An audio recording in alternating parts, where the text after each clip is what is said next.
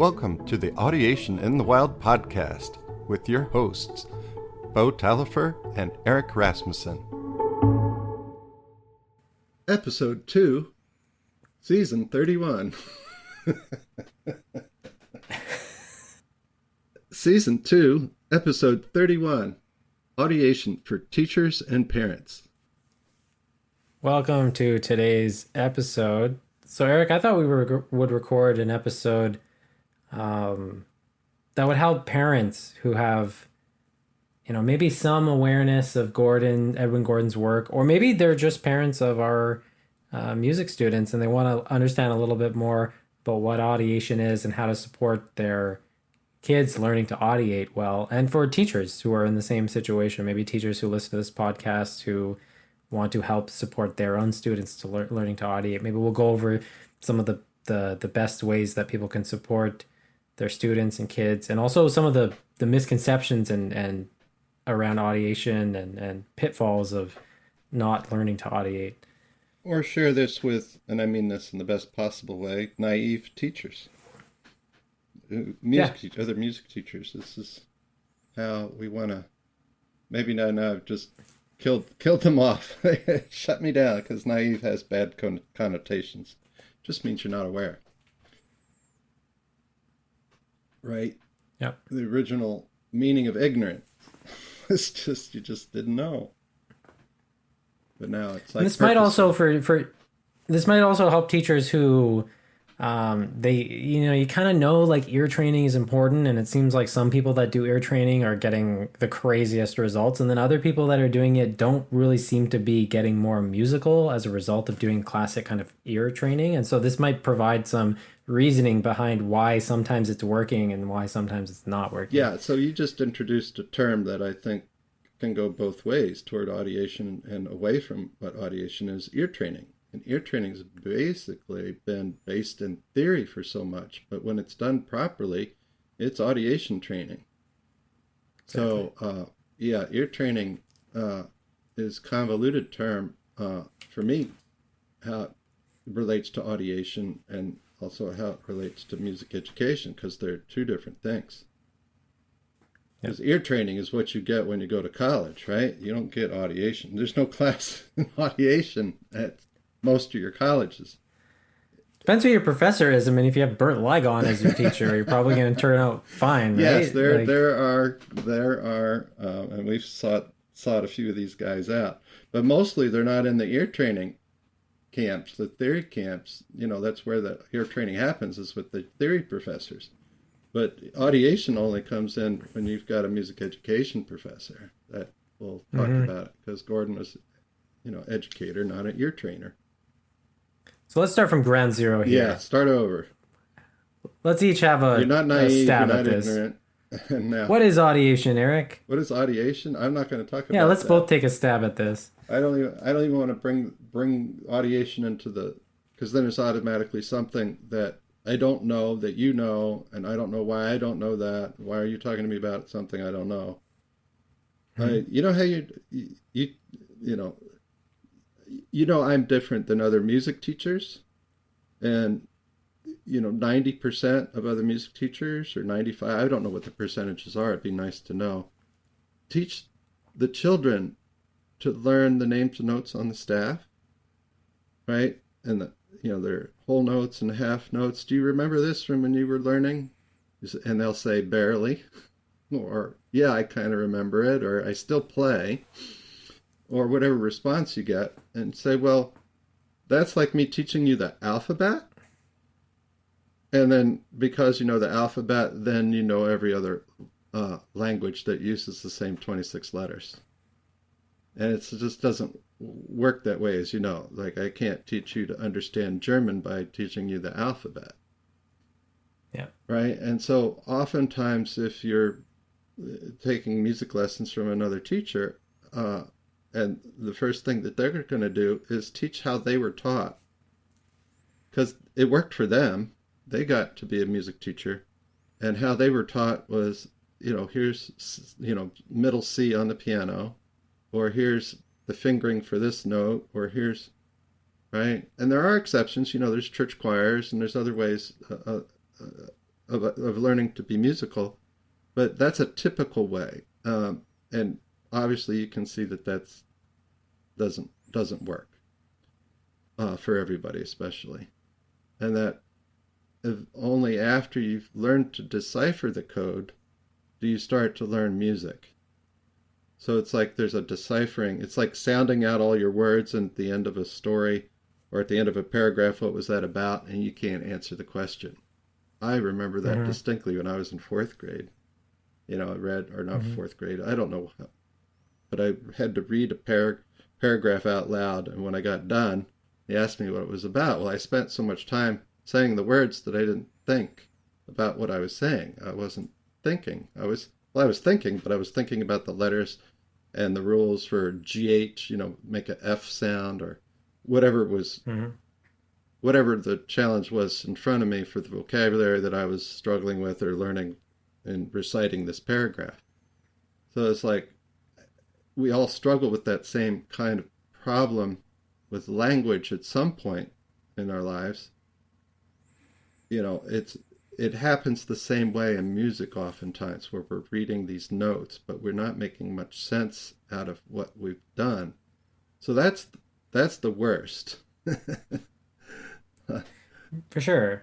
Or and I think what you're bringing out is there's this beautiful analogy between what it means to learn and understand a language and what it means to learn and understand music. And the same way we learn to speak our native language for years before we learn to read it at school is pretty much a great analogy for how you want to learn to audiate or how you want to learn to play music. You need to learn how to engage with the language of music before you learn to read and write it. Yeah. And that I would say is probably one of the biggest pitfalls with traditional music education and traditional ways of learning an instrument is that the sequence of learning to understand music versus reading it is placed backwards. And a lot of parents rightly want their students to learn to read and write music. I don't think that goal is bad by any means. It's just, when are you learning to do that? Yeah. So we'll get there eventually. So don't worry. You know, reading and writing is important, and we'll get there eventually. And that's if your goal is to be, you know, a musician on the bandstand, whether an orchestra or choir, less so, or, you know, any jazz group, symphony orchestra, yeah, all these different kinds of groups, jazz, yeah, all kinds of things. But there's also bands that don't need that at all.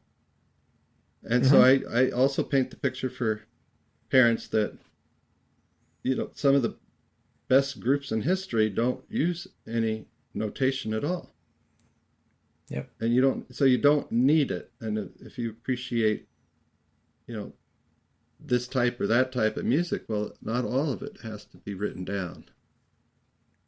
Well, a great example of this is like my mom she's not a musician, but she's constantly surprised. She's like, well, like Michael Jackson didn't read sheet music, and like the Beatles, like she heard that they didn't really use sheet music when they were writing and composing. And so people are, you know, sheet music is great for a lot of genres. Like if you want to be a professional classical musician or composer, you're going to have to get that together. And same with modern jazz playing.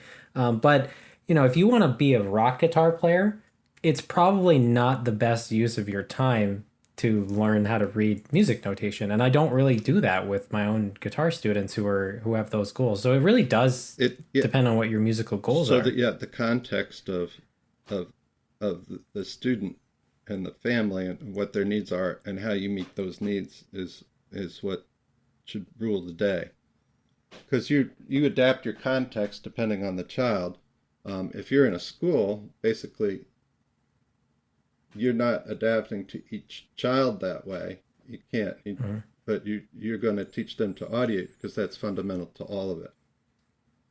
Yeah, and I think there's a great analogy in terms of learning a second language. A lot of people that learn like Spanish in high school become frustrated with the process, because the process of learning a second language typically in high school is there's not a command of the spoken aspect of the language before you learn how to read and write it, and you learn grammar and like the theory of the language. So basically you're trying to do all these things at once, where I understand there's educational goals in line, but if your goal is to be able to speak conversationally when you land in, you know, Spain, you're probably best off not learning how to, um, theoretical rules of Spanish grammar Yeah. before you have a basic grasp of conversational.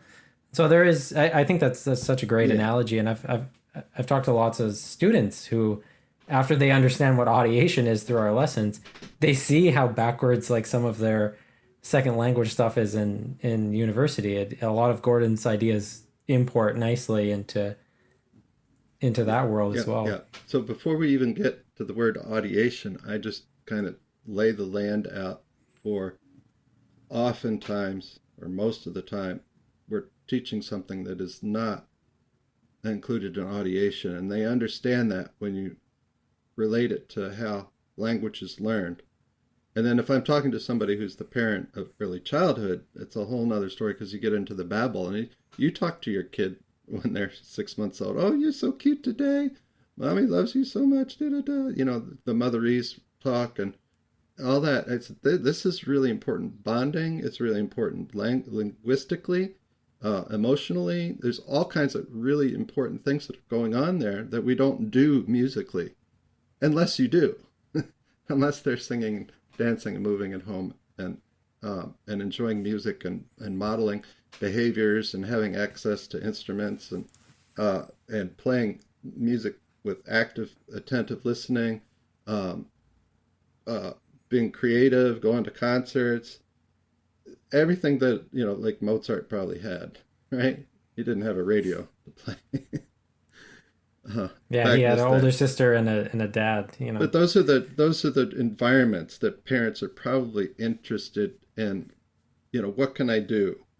That's more important than telling your kid to sit down and practice for the 25 minutes or whatever it Yeah, I is. agree. Um, because the kid will already be practicing all day, but it's just not the lesson necessarily.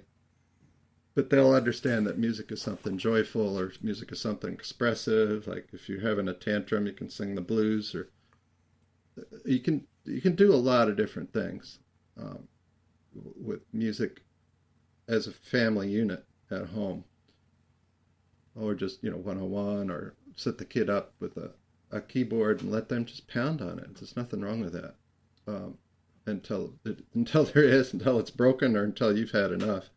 Um, but you can approach the early childhood thing without having to get into any technical things about audiation or the stages and that kind of thing. You can talk about babble. It's really good in early childhood, because kids go through babble. They start to make sense out of what you're saying, like that. So, but when I describe that, the thing that's missing in learning music that way is that there's very little understanding that's going on, unless the child has super high, uh, you know, intelligence in music. Like he's just got that going, or she's got that going already. And then your job as a parent is pretty easy because if they're self motivated and have that high level of music ability, and I use ability and intelligence and these things like that rather than aptitude. Unless I'm talking to a Hmm. really, smarter audience. A lot of my parents at Hopkins uh, have, Johns Hopkins. A lot of my parents are from the university and are doctors or clinicians or a lot of different professionals, and all across, science and medical field and business, a lot of stuff. I talk to them, and I'll use the terms aptitude, uh, just because it's a familiar vocabulary. So it's always trying to Hmm. match the vocabulary of the person you're talking with, so you're not throwing out audiation. Well, you probably don't know what audiation is, but that's what I teach. That's not necessarily the best entry point. Um, it can be, it's like, okay, I just want to explain to you there's something that's missing in our conversation that we're talking about. It's like what I teach is audiation. And it's like, well, what is that? Then you go back and define it or whatever. But I like to go Hmm. through these things in the vocabulary and the terms, and in the style of the conversation that the parents want in the context of that, first. There, there's a lot in there that I think is um, I mean, the two things that jumped out to me are, providing parents with some education about what audiation is. And I think if you're a teacher, the best way to do this is through the language analogy. And you're right, Eric. I don't think you want to get super detailed. You don't want to start explaining what the stages and types of audiation are. You just, if parents are interested, which for me, a lot of my parents now understand what audiation is because I just have a quick conversation with them about it. If they're, if they start asking like, why aren't they learning to read sheet music yet? Yeah. We're gonna get there. It's just there's a sequence to the way I do things, and this is and that language analogy really does provide a great framework for someone without getting too technical and too detailed. Yeah. And the other thing that I think is probably more important for parents to understand, like once they have the basic idea of audiation, rather than getting very technical, is just knowing what they can do in their child's life to support that. And like you said, it's pretty much environmental rearranging, more informal music in the daily life through recordings, preferably through live music and music they can dance and move to. And that's something that Eric is always reminding us of, that there's not rhythmic learning is not done theoretically by counting and stuff like that. You need to be moving to develop this. And so while you want to sing to your kids and all that, you want to do a little bit of movement with them too. Yeah, there's meter, but there's meter inside of style. And it's like, so those things need to coexist so that your rhythm patterns actually uh, are patterns, not just ba ba ba ba ba ba ba ba ba, just perfectly in that style, whatever that is. But that you've got access to a bunch of different differences in that same rhythm pattern. Boo ba doo ba, boo ba doo ba da, which is you say that's not the same rhythm. It's like, yeah, because you Mm-hmm. you got to swing, or whatever, bebop, or all the different styles. So there's styles and meters that coexist before you do the rhythm patterns on top of them. That Yeah. right. The so let's before we get too detailed and ahead of ourselves there. The other thing I'll talk to parents about is yeah, that there is homework assignments, and like sometimes I give kids 2 or 3 sets of patterns, major, minor, and just triple, or I'll do duple, triple one week, and then just minor, and always the one that's left over is the set of patterns that we've already done, so it's kind of review, and the other two are back. They also might be review, but I'm contrasting them. So I tell the parents that the more contrast they have, the better their child will be able to learn. Um, because if you don't have those differences, it's hard to learn sameness. And if you think back to this like language analogy for how people are picking up first languages, there's tons of contrast. You hear different people saying similar sentences but maybe slightly different, or you hear you see the language unfolding, like your parents are speaking it, the teachers are speaking it, it's on the TV, like there's all these contrasts and similarities that are popping out on multiple levels, both of the content and the source. And I think that's a really good point of leverage for teachers and parents to help their students learn to audiate, is making music like an actual socially relevant thing. Because when we pick up our first language, we're just saturated in it at every turn. It's all throughout our day, different people, different context, and it doesn't surprise me when a lot of people aren't learning to play music effectively when they only have a one-on-one private teacher, and that's the extent one of the half of 1% of their day is spent making music or around other people that are making music. If it's just you and your horn and the music stand, yeah, that's not necessarily going to be a musical experience. But you can already be a full 100% musician even when you're playing. You don't have to wait. This is a Victor Wooten thing, right? What if we learned music how we learn language? His TED Talk on this is really quite good, but there's nothing wrong. There's nothing, you just play. It's like with blocks in the corner, just now you've got instruments or your singing voice or your dancing, which is, I think, even more important than anything else. Mm-hmm. But so you're already fully musical in that context. But when you go to practice, it's like, oh, I got to work on this thing that I'm not good at yet. And that's Sure. a, you know, that's not necessarily a good turn on for a 4 or 5 year old who thinks of himself as really fully developed and wants to be, 12 years old at 5. They want to have, they see all these things around them and they think they can have the, the power. And that's where the power struggles come in with, the 3 years old, the 3 year olds out there. But just know that that's another thing I coach parents on. As much as I talk to them about my audiation, it's like everybody goes through exactly what you're going through right now. This is your first kid, you can tell. And right, it's just, this is how you're learning. It's not what they need to learn, it's how you're learning to adapt to what they're doing, and it'll come out fine. And if you really need help, I've got books you can read. Sal Severe, How to Behave So Your Child Will Too. I love the guy's last name, Severe, as a as a book for that. But yeah, so there's this. It's like language. If you sing, dance, and play at home, and those kind of structures.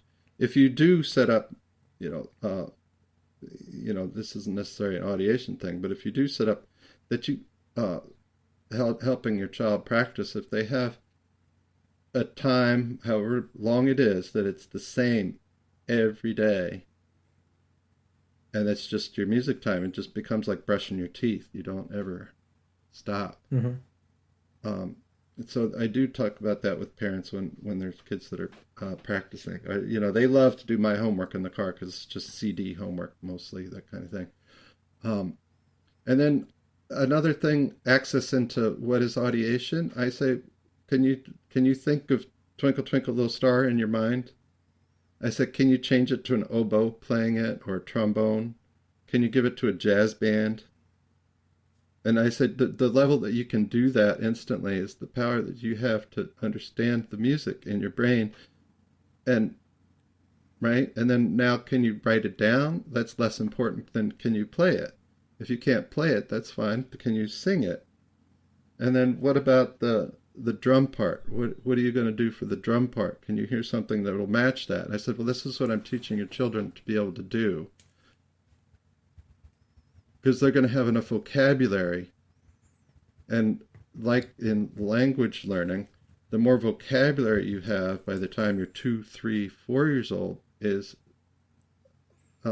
just exponentially more important for what they need in order to be able to be literate and reading fluently. Yep. Say, when they're third, fourth grade, we don't need to worry about every first grader's got to reach this level. Well, no, they need to just get more vocabulary. We're so wrong. That's such a great point, Eric. And I think that's another part of this analogy, that a lot of people understand the importance of vocabulary on academic achievement and just life, like besides academic achievement, just living a good life. Having a great vocabulary is invaluable. It's the same thing for music. It's the road you need to a musical every vocabulary. learning there is, even the music learning, because we use vocabulary to talk about music that's important. We need to understand tones and rhythms and meters and tonalities and harmonic functions and dynamic markings and those kinds of things. The words matter and they go along with, right? Because if you don't have words, then you don't have something to tie what you understand to. And I think that's the purpose of verbal association to oral, right? There's something to anchor that in a linguistic model, even though it's not language. Do today is not language so much. It's a sign. The other there are two other things I wanted to just mention related to this conversation, and one kind of misconception that I've seen with parents pop up is if the student is learning an instrument like piano or the guitar or whatever, people tend to downplay the value of singing in terms of overall musicianship. And I've run into this a lot because I'm an instrumental teacher. So when people sign up for lessons with me, they're signing up to play instruments.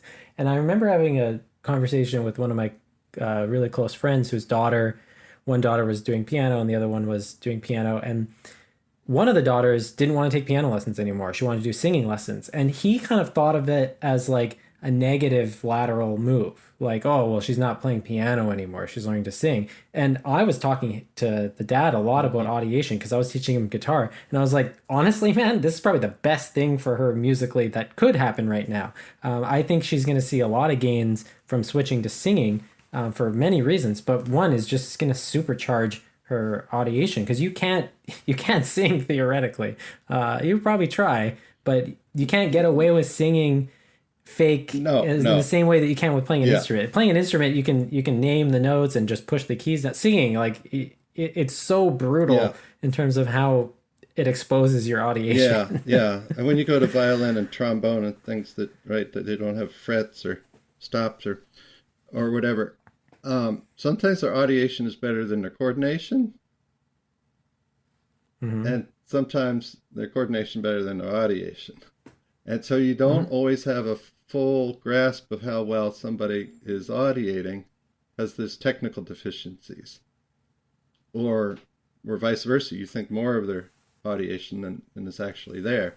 So you definitely want to be able to, um, the best is your voice. The best instrument is the body, and then your voice. I go body first and then voice. Like you got Sure. to be able to move while you're singing. Don't try not to stand still and sing so much in your development, so that you're actually, part of the music that you're playing, and you're encompassing the music uh, inside of you, encompassing. Yeah. Is that anyway?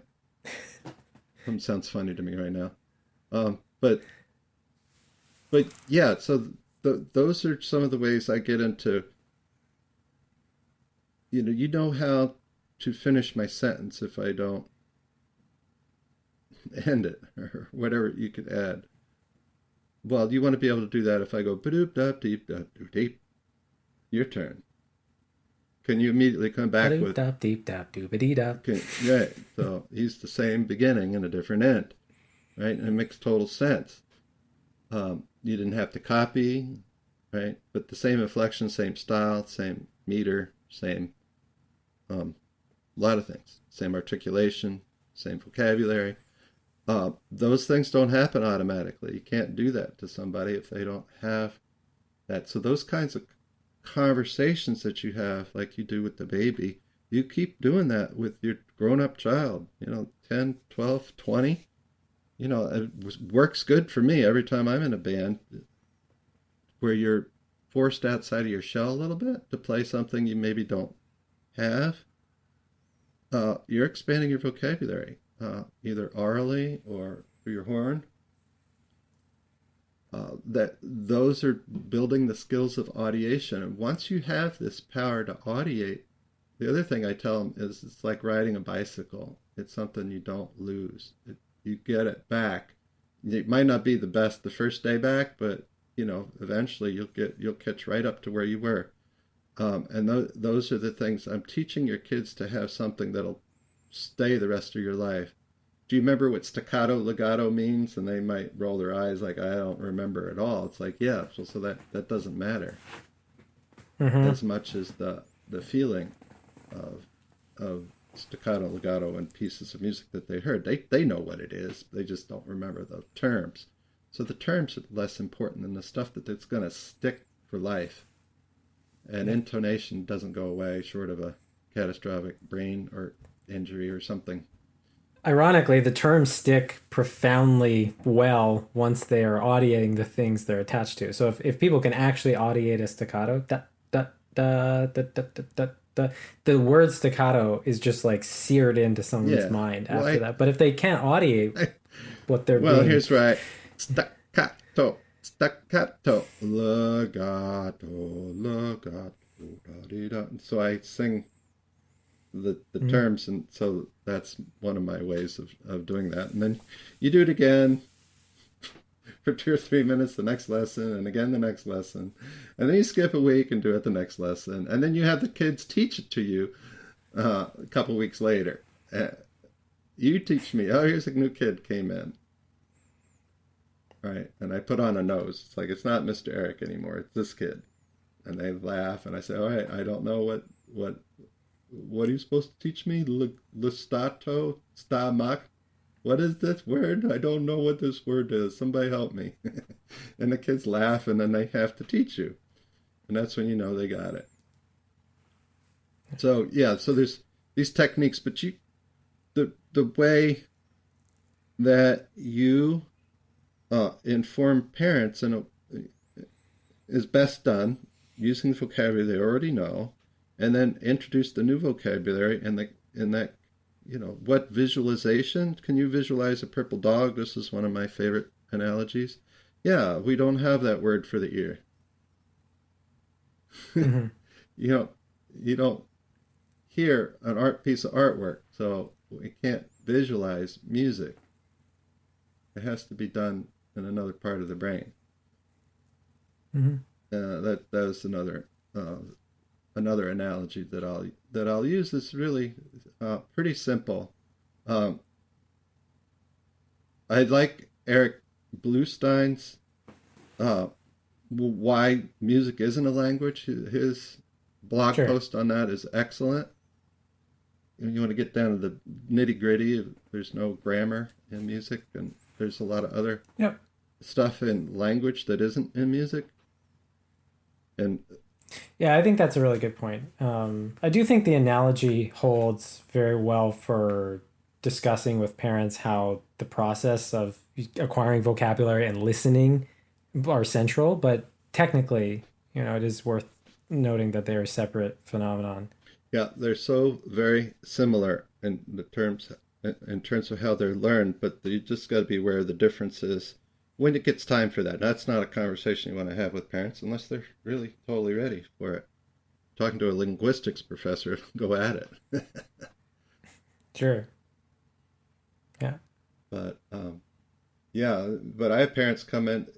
My 5-year-old kid was talking about Mixolydian and Dorian all week. What the heck? I don't know. I said he's just putting a label to, major and minor. And he says, like, sorta, yeah. And I'm like, well, he's just putting a label to something else he already knows, already understands musically. Or I can say to this guy, because I've talked to him, that he already audiates. He has that, so now he just has words to go to it.